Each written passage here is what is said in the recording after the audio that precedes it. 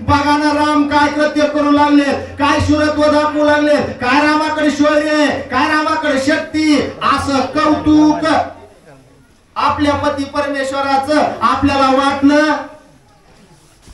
लयच गप झाला तुम्ही, तुम्हाला वाटतं येतं काय की आपल्याकडे काहीतरी. ही अवस्था, ही कृती, ही आचरण जगत जननी माता आई साहेब सीतादेवी त्या ठिकाणी करू लागल्या. कवित्व मुद्रा नारसी सीता बाण वळीता वळी राक्षसे नाय हडबडी एका मागे एक दडी देऊनी बापुडी राहिली. एका मागे एक दडी देऊनी बापुडी मागे राहिली. प्रभू रामचंद्राला धनुष्याला बाण लावला आणि सीत कानडी वळल्याबरोबर येतो काय की माझ्याकडे, येतो काय की माझ्याकडे, याच्या पाठीमागे ते, त्याच्या पाठीमागे ते. आपलं पण तसंच होतं का, चांगलं जर काही असलं आणि संकट यायचा ना दिसला ते तिकडं हो तिकडं हो तिकडं हो माग दडते. तसं एकमेकाच्या आड त्या ठिकाणी ही राक्षस मंडळी दडू लागली. नको रे बाबा, रामाचा जर बाण लागला तर आपल्याला मोक्ष सदन मिळणार आहे. आपल्याला आणून घ्यायचंय कसा रामाचा बाण. कशाला म्हणतात त्यांना माहिती, कशाला हो म्हणायचंय, पुन्हा पंचायतीत पडायला दिला शब्द तर पुन्हा पाळणं होत नाही. बरोबर आहे का नाही. मग तशी अवस्था या राक्षस मंडळीची झाली. धाकानं प्रभूच्या एकमेकाच्या पाठीमाग दडू लागले. श्रीराम ते कथा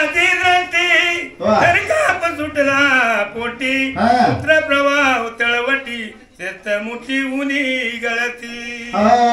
शस्त्र मुष्टी हुनी गळती. थरकाप सुटला गात्री. इंद्रिय थरथर कापू लागले. शरीराचा ताबा सुटला. काही जण लोक शंका करू लागले. भीतीने हातातले शस्त्र देऊन टाकू लागले. आता काय म्हणले, बचेंगा नरतो नाही तर काय खरं नाही म्हणले. जीव वाचवा आपला, शस्त्र तर टाकून दिले आणि आपापला जीव वाचवण्यासाठी सर्व राक्षस मंडळीची धावपळ त्या ठिकाणी सुरू झाली. गोळा तैजदाले राक्षस कळा श्रीराम मरगळा देखोनी. श्रीराम मरगळा देखोनी. वाघाला पाहिल्यावर शेळ्याचा खान जसा पळत सुटतो महाराज, तशी अवस्था या राक्षस मंडळीची झाली. जंगलामध्ये वाघाचं राज्य असतं, सिंहाचं. जंगलाचा राजा वाघच की. आणि तिथं भानगड अशी झाली, कुत्रं जाऊन पोहोचलं. समोरून वाघ येतोय, करायचंय काय, युक्तीत लढवली त्या ठिकाणी. आणि एक हाडूक पडलेलं होतं, ते चवळीत बसलं.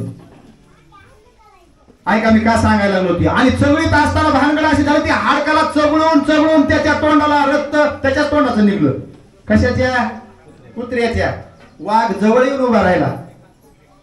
जवळ येऊन उभा राहिला. काही अंतरावर कुत्र मनाला म्हणतंय आता एकाची शिकार केली, आता दुसऱ्याची वाट बघतो. कोण म्हणतंय, कुठं, वाघाच्या जंगलात. ज्याचं तिथं साम्राज्य तिथं वाघ तिथूनच होय. कोण, वाघ. तेवढं म्हटल्याबरोबर मला ना आपलाच नंबर आहे म्हणला. यानं पहिली एक शिकार केली म्हणजे वाघ खाल्ला, यानं आपल्याला कमी करील का, लाच पळायला. तेवढ्यात हुशार प्राणी कोला आला. ते मला वाघ बाबा दादा काय झालं नाही म्हणले. ते कुत्र्यानं आताची एक वाघ खाल्लाय म्हणले, ते माझा नंबर नाही. ते खोटं बोलतोय म्हणले, त्याला कुठं वाघाची शिकार होत असते काय. चला तुम्ही माझ्या बरोबर. वाघ पुन्हा वाघाला कुत्ते असणारा कोलोबा घेऊन आला बरोबर. आणि काही अंतरावर कोला आल्याबरोबर कुत्र्यानं म्हणलं, वाल्याला मगाच पाठवलंय म्या वाघाला घेऊन इकडे ये म्हणून, माझी दुसऱ्या शिकारीचा टाइम झालाय. कळलं त्याला, कळलं बाकीच्या महाप्रसाद घ्या. गलतीत कोण गेलं, त्याच्यामुळे व्हायचंय तर एक तर देवाचं व्हा नाही तर संताचं व्हा. मधले काय अर्धवट राहू नका. त्याच्या पुढचं सांगतो तुम्हाला. चमचे ज्याला म्हणतो आपण, ते चमचे झालं का, चमचा काय करतो, ज्याच्यात राहतो त्याला लांब महाराज. चमच्याला काय करतात, काय खातात, तूप. आणि ते कुणाला संपित, चमचा कुणाला संपितो, तुपाला, गिलासातल्या पदार्थाला.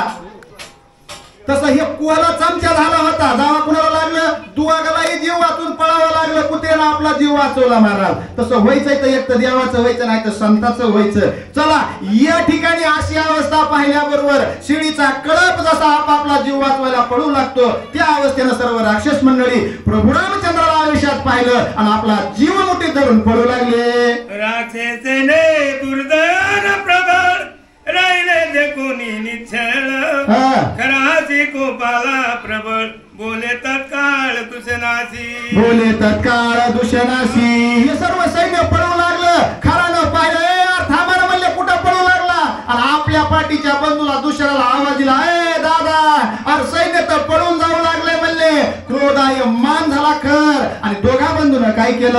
आमचा सैन्य संभार निश्चळ दिसे पर्वताकार पुढे न देता दुस्तर सैन्य एकत्र का झाले. काय कारण आहे म्हणले. पुढं दोन माणसाशिवाय कुणीच नाही म्हणले आपल्या बरोबर युद्ध करायला. आणि पर्वताप्रमाणे ढिगाऱ्याशी गोळा केलेलं सैन्य माघारी पळून जाऊ लागलंय. याच काय कारण आहे दादा. असं दुष्यनाला खर आणि बोलू लागला.